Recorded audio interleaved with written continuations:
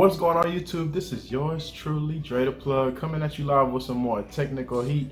Make sure y'all hit that subscribe button below. Make sure y'all hit that bell button below so y'all can stay notified every single time I drop new technical heat. But let's get back into these interviews. Roll the clip. Hi y'all, I'm Natalia. You can find me on YouTube as Natalia Pascual or on Instagram as nataliapascual.co. So I studied mechanical engineering for my undergrad down in San Diego, but I ended up switching into tech. So I'm actually now in my master's for information systems management, currently holding a business application analyst role for a diagnostics company in the OC. Super excited to be here. Okay, so Natalia, what made you want to jump into this field specifically? So for mechanical engineering specifically, I feel like a lot of times in life, I just kind of stumbled upon the things in my life. So with mechanical engineering, I actually went into college as undecided. I didn't know what I wanted to do, like most 17, 18-year-olds. So when I was trying to figure out what I wanted to do, initially, I thought I was going to do business, and that did not pan out the way I thought. And so as I was exploring different majors, I actually like math, even though it's not necessarily the easiest thing for me. It intrigues me a lot. So I ended up switching into applied mathematics. And from there, I started to research different career paths, and I noticed engineering. And at the time, I had no idea what engineering was. And so it kind of intrigued me. I think the unknown of it. And then also I saw the statistics of how many women are in the engineering field. And so I kind of took it as a challenge because I do like a challenge. And so I was like, well, I can do this. And so I ended up switching into mechanical engineering, not really knowing what it meant and not knowing what road it was going to take me on. And mechanical engineering, the reason why I chose this is because I didn't know anything about engineering. It's the most generalized field. You can get a little bit of like civil, you can get a little bit of electrical, a little bit of aero. And so I decided like, okay, I'll go into this now. And if I like any of the other emphasis, I'll just like jump into one of those. But I ended up liking the whole well-roundedness of mechanical engineering. So I ended up sticking it through, graduating, got internships, all of that, the whole 9 yards. And then while in the workforce, I actually didn't get a mechanical engineering position off the bat after college. And so I started like having different opportunities while in work that revolved more around tech. And that's when I really fell in love with like my tech problem solving side. I discovered it and then fell in love with it. And there's just so much you can do with the digital world that I was like, okay, you know what? I think this is my new path. And I really like how my mechanical engineering thinking, the critical thinking skills that I got from my degree, how it plays now into my tech role and into my tech career now. And so now that I'm in tech, one of the many reasons why I ended up choosing this path is with engineering, you don't always tend to stay in projects like end to end, from the start of just talking about the issue all the way down to like seeing it be implemented and seeing it come to life.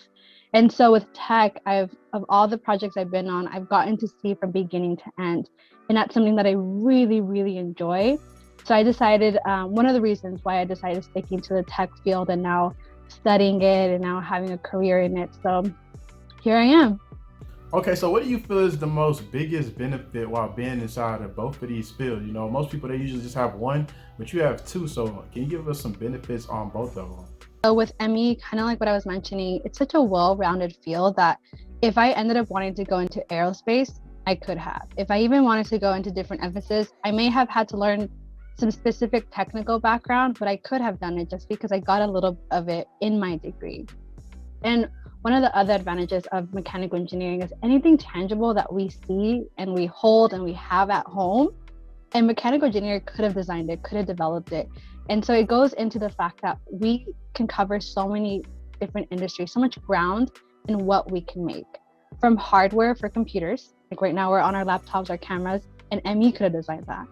So on the other hand, for tech, the benefits of tech is just, I mean, we're in such a digital world right now. The generation that comes after us was completely born in a tech world. And so it's just gonna be more innovative as time goes on. And going into the tech world right now is such an advantage because we get to kind of sculpt some of the things out, whether in our business or just coming up with something completely new. I've gotten to work on models of artificial intelligence is just to see how impactful that's going to be in the future. It's like, this is the time to get into tech if that's really what we're interested in. And one of my favorite things of having these two backgrounds is not just when they stand individually, but when they come together. When you put engineering and tech together, there's like nothing you can't do. Like, think of like iPhones or Apple Watches. Those are really popular products. Those had to have electrical engineer, maybe a mechanical engineer, but they also had to have software engineers. They also had to have that tech side of it. And so everything that we're seeing in the world has a kind of tangible, more material side of it, which is like hardware, but it also now has the software, the programming side of it. So when you put them together, it's like there's nothing you can't do. What's some things that you did not expect jumping into both of these fields?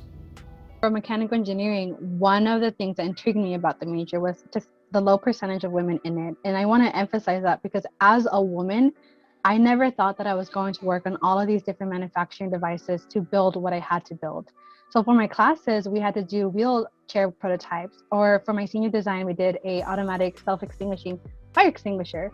So it was just these moments where I was just like, I'm really here doing this. And I never expected myself to want to do this, especially because I came into college thinking I want to be a business major, or there was a time where I wanted to be a dancer. So just the expectations of me never seeing myself in something like this was really surprising, but also fulfilling to know like, oh dang, like I can do this. And then now that I'm in tech, so in my undergrad, I never wanted to do programming. Like tech was something it intimidated me. And so when I jumped into tech, I had to learn programming. I did Python to like learn for artificial intelligence. And it was something I never, ever saw myself doing. In college, I would stay away from programming. We had to take a programming class for mechanical engineering, and it was like a basic one. And I was just like, nope. Like I had to have so much help for that. And it's just something that I naturally was afraid of in a sense. And so now it's like, this is part of something that I am interested in. It's something I want to continue learning more of and strengthening because of the power behind it. So I think it's just the expectations that I couldn't see myself in for either of the majors or either of the emphasis. And yet here I am, with a BS in mechanical engineering and now my master's with tech. So it's just expectations. It's crazy. So you mentioned that you're a business application analyst. So can you kind of touch on that a little bit more and kind of, give me like a day by day, what exactly do a business application analyst do? Like what actually happens from point A to point B from day to day? So as a business application analyst, my day-to-day never looks the same, which is one of the reasons why I love my job. So I'm responsible for designing different digital products or technology-based solutions for my departments. So I wear many different hats. I could be helping design the solution, or I could be wearing the project management hat. There's just so many things. And so a common day-to-day, I would say, looks like a lot of meetings. I have to meet with my users, my customers, to really see what they need in the problem or the solution that they're looking for. And so I have to ask the right questions, which is why mechanical engineering came so in handy, because as an engineer, we tend to be curious. We want to be asking all the right questions to find the proper solution. So I'm still doing that just on a tech-based solution. And so I have to ask the right questions, figure out what my customer needs, and then I have to meet with my team and they're like, okay, how can we make this a reality? What can we design to make that look better? So as we're designing, we're also testing. We're also just coming up with different prototypes. And right now, a project that we just finished, I ended up building a database for my department with the team. We had to start from scratch, figure out the back end, the technical side, the business side, because there's a business side, which is our customers, what do they need? And then the tech side, the IT side, which is why I like my position. I get to have a little bit of both. I get to bridge the gap between business and IT, figure out what's the best solution for everybody. And so from there, I'll either communicate issues, I'll have to troubleshoot issues. I've had to learn SQL and Python for some cool projects that I've been on.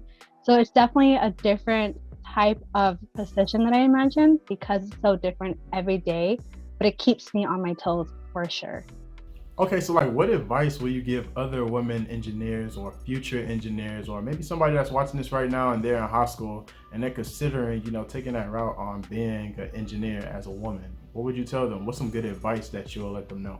So that's a great question. And the first thing that comes to mind is like move with fear, because I think whether you're woman or male, however you identify in STEM, there's always that tendency of like, oh, like, am I good enough? Am I smart enough? And so the thing is that like we don't have to be the straight A student. We don't have to be the natural leader to be in this field and do well.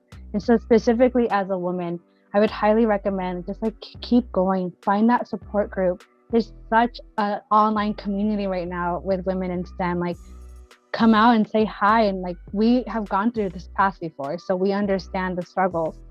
However, it's important to also remind ourselves that our ideas, our perspectives are so innovative and they're so needed in STEM and engineering.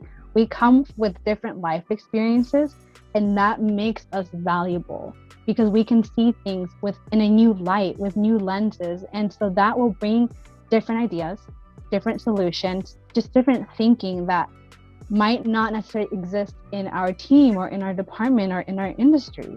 And so it's important for us to have that confidence in ourselves. And confidence is just believing in ourselves, believing in our voice, believing in our capabilities, regardless of grades, of society, of culture, and knowing that what we have to bring to the table is far more than enough. And we are meant to be here. And when we do that, what blooms from that, the ideas and communication and leadership even that comes from that, is just absolutely amazing. I've seen it in so many amazing women, not just on social media, but like at work. And I can tell you for sure, like, we are so needed, and there's an advantage of everyone just working together for a diverse perspective, because that will create the most creative and efficient solution. So just keep going. So what made you want to create your YouTube channel? YouTube started with the idea that I was going to teach math, actually. So I've been a math educator for the last 10 years, and I did college mentoring while I was in college for about 4 years. So when the pandemic started, actually, I just could imagine like the struggle of being an online student for your undergrad. I'm currently an online student for my master's, and it's not the same. It's just there's more difficulties with that. I come with that. So I thought, okay, I can do a YouTube channel teaching math, trying to teach any tips and skills that I provided to my students in the past to online. But now it actually has turned into more of a self-professional development channel, where I talk about my experiences, but also things that I picked up over the years and in my personal experience to what I think is important for all of us. And we don't have to be engineers or techies to find these things beneficial to us. And that's also where Instagram is going right now. It's really just that development. And I truly believe that for us to be in a fulfilling path and a fulfilling career, and a very successful one to us, we have to have a combination of self-development and professional development, because we need to know like who we are, what we want to do, and what we're good at, which sounds so simple, but it's not. We have to do a lot of experimenting, a lot of figuring out what that looks like to us to come to a point like, oh yeah, this is a clear path for me.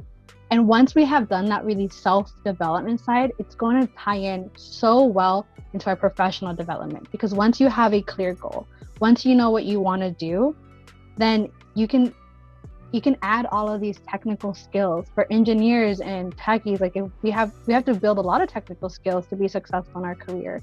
So once you combine the two types of development, to me, that's like really where you become unstoppable. Like, anything that you want to do, you can do. And one of the questions I've gotten before is like, what is your next dream job then? And I think because of the path that I'm on with this self-professional development, like, I don't necessarily have a dream job, because on my self-development side, I've noticed that as long as I'm problem solving, as long as I'm using my critical thinking skills, whether that's in engineering or tech, something in the STEM, like, I will be happy. I will be fulfilled with that career. And that's something that I've gone through in that discovery of self-professional development that I think a lot of people need to do, especially our generations, because there's just so many more advantages and opportunities to come. So figuring out what that looks like to us is really, really important. Okay, so if people want to stay connected with you, what's your Instagram? What's your other information so you guys can stay connected? Anybody wants to reach out, you can find me on Instagram at Natalia Pascual CO or Natalia Pascual for YouTube. Feel free to DM me any questions of switching your career, mechanical engineering, tech, whatever it may be. I am super happy to help you. And there's actually more to come by the end of this year on these pages. I'm super excited to be announcing those in a couple of months. So feel free to come and subscribe, follow, and I'm super excited to meet you. And that concludes this video. Don't forget to comment, like, and subscribe. It really do help my channel when it comes down to the YouTube algorithm. If you guys have any questions regarding anything, just hit me up on Instagram, hit me up on the gram at didnt123. And then also go check out my other YouTube channel. This is actually my second channel. My first one was called Andre ClassicCuts. I basically go in and give tutorials about all types of different haircuts. I actually show people how to do different type of things with the clippers that has never been done. And I pretty much go into detail as to why certain things happen. So definitely go check out that channel. Besides that, be on the lookout for my next content that's dropping. Be on the lookout for it because it's coming real soon. And I'm out.